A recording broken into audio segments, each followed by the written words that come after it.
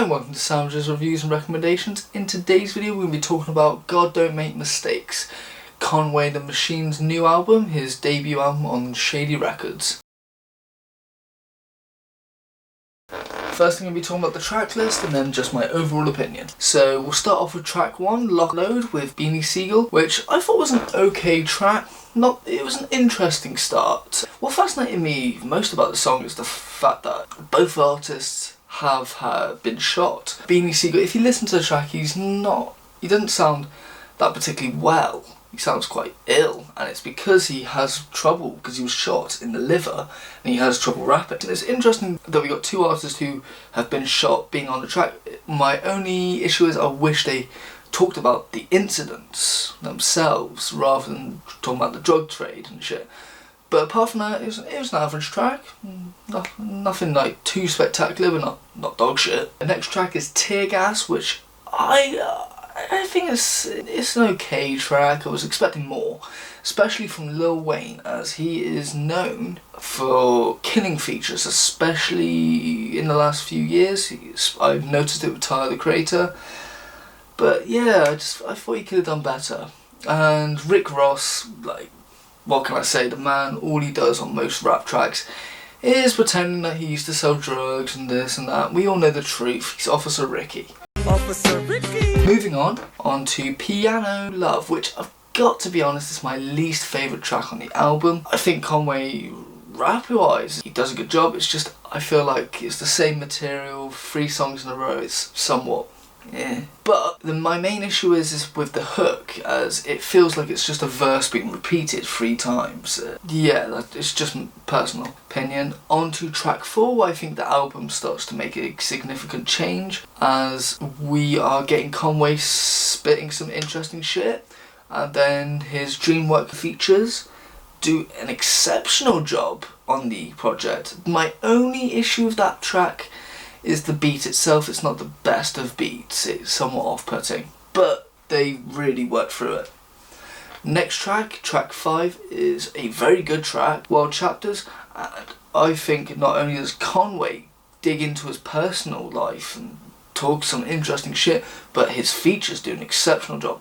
But the main thing I take from this is how great the hook is, which is an odd thing, as if you're a Griselda listener, you know that they're not known for the hooks, then it's like the weakest element. So it's really nice that they've actually got an exceptional hook on this. Track 6, Guilty, which is short but sweet. Again, Conway, he's really digging into the personal stuff with this. He's starting off small in this track. He's saying some interesting shit, but it's a bit short. I wish the track was a bit longer. But the next track is probably my second favourite track on this album, that being John Woo Flick, Conway, Griselda members, Benny the Butcher and West Side Gun.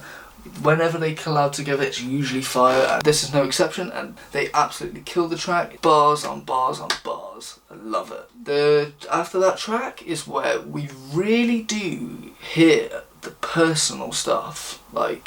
So we get teasers of personality and personal stuff on tracks 4, 5 and 6, but 8 is where it gets to the real gritty shit, as he talks about how people mistake him having a huge amount of money just because he signed to Shady Records, and how they tried to exploit him with money.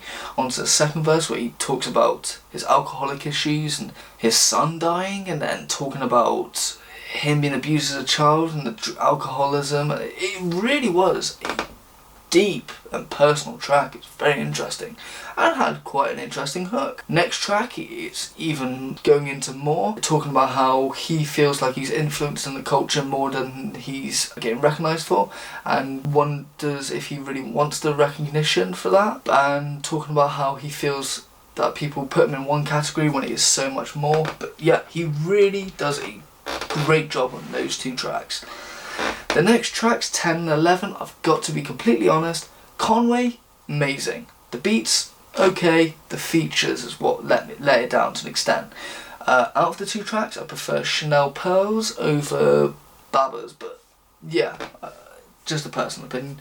But when it comes to the last track, this is probably my favourite track on the album. He really does an exceptional job, as it's very dark and harrowing, and it gives off vibes to 2 particular songs.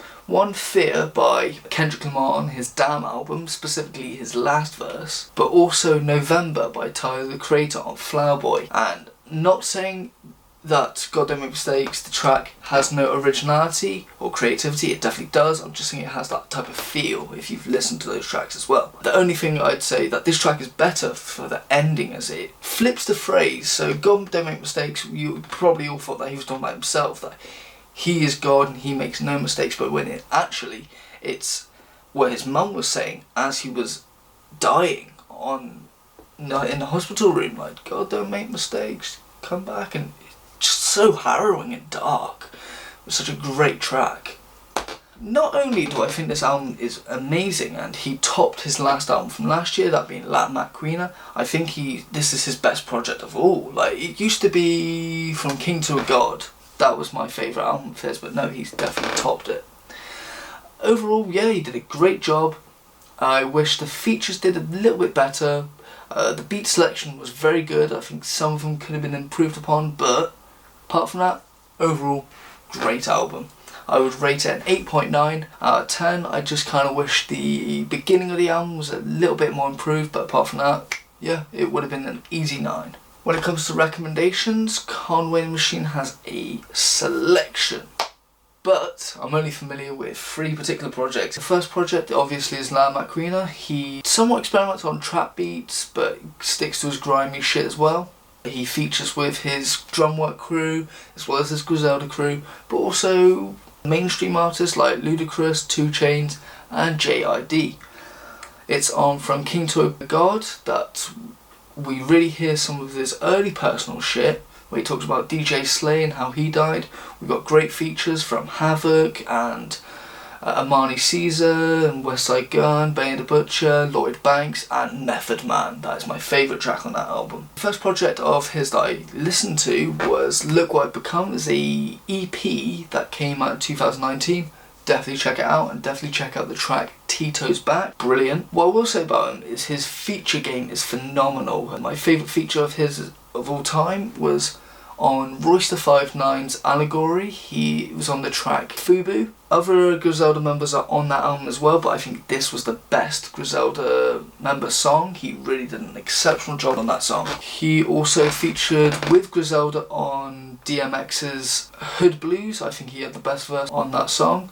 And again, like when he collaborates with other artists like 50 Cent on City on the Map, where he did an exceptional job, but my favourite one, which was the first one I heard, was Bang with him and Eminem. And when it comes to featuring on with his original Griselda trio, he, in my opinion, is usually the better one. Occasionally, like he may get outdone, like on Dr. Birds. I think Westside Gun, some of his bars were more like catching. If you've heard the song, it's definitely great. But yeah, go listen to Griselda, go listen to Conway and Machine, just go listen to this album, listen to the recommendations, and yeah, see for yourself. Alright, have a good day.